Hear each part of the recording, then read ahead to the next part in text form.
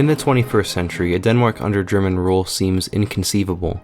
The Danish identity is distinct from the culture of its colossal neighbor to the south, and has sought to retain this distinctiveness at least since the establishment of a German-Danish defensive border with the building of the Danevirke in the Nordic Iron Age. In this video though, I will illustrate the Danish-German situation in the mid-19th century and reveal how the incorporation of Denmark into a German entity was far more likely than most know. An important contestation spanning much of the 19th century was the question of sovereignty over the territories of Schleswig, Holstein, and Lauenburg. Schleswig, in the mid-19th century, was a fief of the Kingdom of Denmark, and therefore not officially part of the kingdom itself.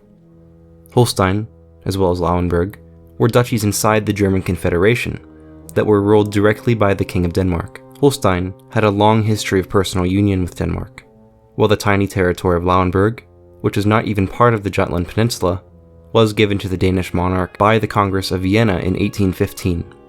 These duchies inside the German Confederation held no official political connection to the Kingdom of Denmark itself, but, like I said, were ruled by the monarch of Denmark. These territories south of the Kingdom of Denmark had significant historical and economic significance to Denmark, but were populated mostly by Germans, with Holstein and Lauenburg being the most German. German nationalists residing in Schleswig wished to unite with the Holstein Duchy so that they could also be part of the German Confederation, and therefore leave behind Danish influence. 19th century Danes often distinguished between the Kingdom of Denmark itself and what they called Helstat, or in English, the whole state, or the unitary state. The whole state was composed of the Kingdom of Denmark itself, the monarch's southern duchies, both Schleswig and those in the German Confederation, and often its colonies both within the North Atlantic and elsewhere. The rise of Danish nationalism in the 19th century inspired Danes to wish for a cohesive Helstat, one with the more equivocal territories becoming more connected to the kingdom itself, as well as to Danish or sometimes pan-Scandinavian culture. Eventually, a rebellion formed within these German-speaking territories. Local South Jutlandic German militias, as well as the German Confederation, fought the Danes with mixed success. The German fear of foreign influence is ultimately what halted the First Schleswig War. The London Protocol of 1852 was agreed upon by Austria, Prussia, France, Russia, Britain, and Sweden-Norway. The southern territories were held to be rightfully controlled by the Danish monarchy. The London Protocol was one that wished to only re-establish the status quo. The Danish monarch was also expected to not change the status of any one of its duchies, or to bring any of them under official influence of the Kingdom of Denmark itself. The Danes eventually suppressed the German secessionists, ending the First Schleswig War. More than a decade after the London Protocol, by the end of 1863, Christian IX was crowned Denmark's new king. One of his first actions was his decision to attempt to tie Schleswig even closer to the kingdom, through what was called the November Constitution in 1863. This was done to avoid the prevailing potentiality of Schleswig uniting with Holstein, which German nationalists pushed for until the end of the Second Schleswig War. A new shared parliament was created to address both the affairs of the Kingdom of Denmark as well as Schleswig. Both entities, however, would still retain their own parliament. This was his attempt to ignore the possibility of separation of Schleswig, and to solidify at least part of the Helstat, while softly disobeying the agreements made during the London Protocol. The German Confederation, with Prussia and then Austria being the dominant actors, fiercely responded to the trespassing of the international agreement, and viewed Christian IX's actions as provocative. Schleswig, even though not part of the German Confederation like the other two duchies, was now legally closer to the kingdom. Once again, local Germans and the German Confederation fought the Danes in the Second Schleswig War in 1864. This time, both Prussia and Austria decided to work independently of the Confederation to invade Schleswig. In 1865, Prussia and Austria took joint control of all of the territories of southern Jutland. Germans were liberated in all three duchies. Disagreements in administration of these confiscated lands were one of the key factors which led to the Austro-Prussian War in 1866. A conflict responsible for the growth of Prussia, as well as the establishment of the Prussian-controlled North German Confederation, the precursor to Imperial Germany. Sadly though, the importance of the Second Schleswig War is often only viewed exactly as that. Again, one of the steps towards German unification. But to the Danes, the war was a monumental national trauma. The loss of southern Jutland was perhaps the most significant event in all of Scandinavia in the 19th century. By 1855, the population of the German duchies, ruled by the Danish monarch, was almost 1 million, while the kingdom itself only consisted of 1.5 million. This means that when the duchies were taken away, 2/5 of the population left the possession of the Danish monarchy. 200,000 out of the 1 million people in this lost population were ethnically and culturally Danish. On top of this, the duchies accounted for 40% of the monarchy's non-colonial landmass, and a large portion of its agriculture and industry. These losses within the Danish realm are only emphasized to demonstrate the certain desperation of King Christian IX. As recently as 2010, letters have been discovered which expose Christian IX's correspondence with Wilhelm I of Prussia in order to admit Denmark to the German Confederation. Christian's attempt to sway the would-be emperor of the German Empire came from his desire to gain back control of the lost duchies. When Chancellor Bismarck was presented with this idea, he declined, likely for the fear of ethnic tension and instability within the Confederation.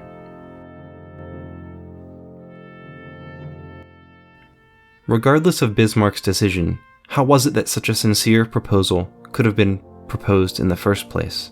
A look into German-Danish relations shows that the addition of Denmark to the German Confederacy may not have been as improbable as many may instinctively think. A long history of Germanness within the kingdom could explain Christian's proposal to Bismarck. Christian, as the King of Denmark, was a disruption of the monarchy's House of Oldenburg, which lasted from 1448 until the death of Frederick VII. Christian was originally a prince of several culturally German territories in southern Jutland. There, he had spent the early days of his life, and was known to have a thick German accent, which was somewhat off-putting to Danish nationalists. This is not necessarily to say that Christian favored German nationalism over Danish nationalism, but that southern Jutland was of a personal significance to him, and that the loss of this territory may have significantly affected his psyche. Christian IX perceived that the potential consequences of Denmark joining the loose confederacy, with a Helstat intact, was preferable to losing those 3 duchies. As mentioned earlier, the German Confederation, before the resolution of the Second Schleswig War, included duchies controlled by the Danish monarchs. In this way, the Danish monarchy was already subordinate to the German Confederation, and part of the German federal diet. A relatively similar dynamic was seen with the Holy Roman Empire and the Danish monarch's control of the Duchy of Holstein. At least minorly, Denmark's head of state had long been accustomed to being legally subordinate to their powerful southern neighbor. Additionally, the population of the Danes hardly made up a significant amount of Europe. In total, they were not even 1% of the continent's population. 19th century Danes lived in a world where European empires subjugated stateless ethnic and cultural groups. More than likely, many Danes held such a subjugation coming from Sweden or Prussia as an undesirable possibility, or even reality. This was one of the reasons for the rise of Danish nationalism. After all, there were far more Hungarians, Czechs, Serbs, Poles, Romanians, and even Ruthenians than Danes, and they were all subjugated by the Austrians at that time. And perhaps subjugation would be more likely, because Danes and Germans were undeniably closer than, for example, the Austrians and Romanians. Prussia or the German Confederation doing something similar with the Danes was not unimaginable, especially considering the ongoing Prussian subjugation of the Poles in the east. On the other hand, though, Prussia's imperial model was not at all like Austria's. Prussians often took pride in their ethnic cohesion and considered it a reason for their success.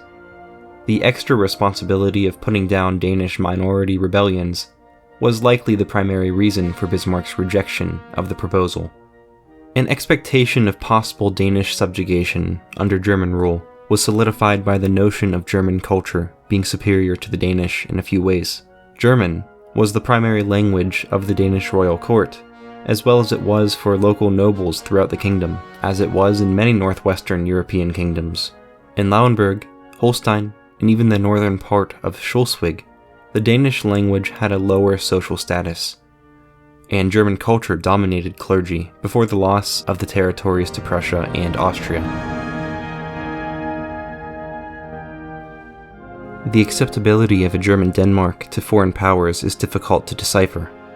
Foreign powers, despite minor threats to involve themselves in the war, ultimately did not interfere with the German conquest of Schleswig-Holstein and Lauenburg.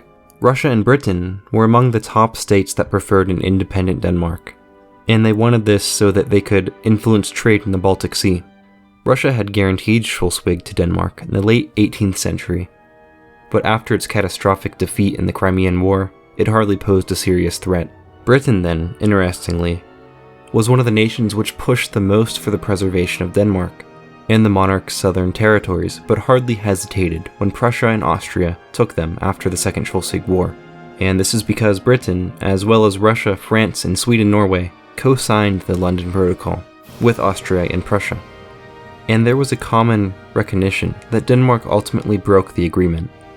This view of Denmark as a small, unruly, and disobedient nation was only solidified after its departure from the London Protocol. Britain, Russia, Sweden, Spain, Portugal, and other European states already held this particular view of the tiny nation because of Denmark's alliance with the French Empire during the Napoleonic Wars. By the time of the Second Schleswig War, it was only 50 years since the Congress of Vienna punished and humiliated Denmark by taking away the entirety of Norway and redistributing it to Sweden. After Denmark's defeat at the end of 1864, many Danes did not anticipate the nation's survival as an independent nation-state. A popular survival strategy circulating within the kingdom was a proposed unification with Sweden-Norway. This would bring a completion to political Scandinavianism. Less popular, but still present with the Danish populace, was the proposal to join the new Germany, the very region that just conquered 40% of the Danish Helstat. In summary, some of the larger European powers benefited from an independent Denmark. A German Denmark would not benefit any state except Germany itself, but the perception of Denmark as a continuous troublemaker made foreign powers less sympathetic during the Second Schleswig War than the First. Britain, Russia, and France exhausted themselves throughout the Crimean War, which ended only about a decade before the Second German-Danish War. No nation would have a substantial reason to declare war on Germany for the incorporation of Denmark, especially if it was a voluntary one. In conclusion, a German Denmark often evades the realm of possibility to 19th century historians, but the two regions have a complex, interwoven, and sometimes shared history. The lost Danish dream of a unified Helstat emphasized the devastation felt after the loss of the Second Schleswig War, along with the recognition of its delicate status as a nation-state, its connections with the German cultural world, and its indefensible international status, forced the kingdom closer to becoming completely politically submissive to the German powers. On the surface, the incorporation of Denmark into the German Confederation did not occur simply because of Bismarck's lone decision to reject the offer made by Christian IX. The true potentiality, though, is likely far more nuanced. The possibility of a German Denmark could be further explored by looking at the opinions of other high-ranking leaders of the German Confederation. This change in world politics would undoubtedly stir up controversy within Denmark, Germany, and the rest of the world. This paper, though, explains the relevance and interrelation rather than the differences between the German and Danish worlds. History is not inevitable, and for this reason, explaining what did not happen is sometimes just as important as explaining what did happen.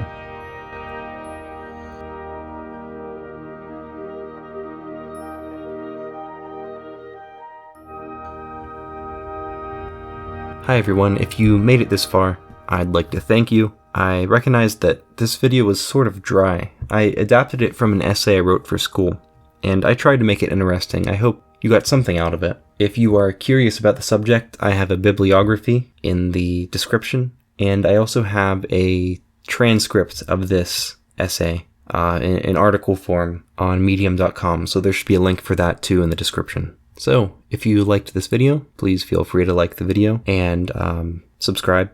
And if you have any questions about this, or you want to discuss something, or you think I'm wrong somewhere, please let me know in the comments. Thanks everyone. Have a great summer.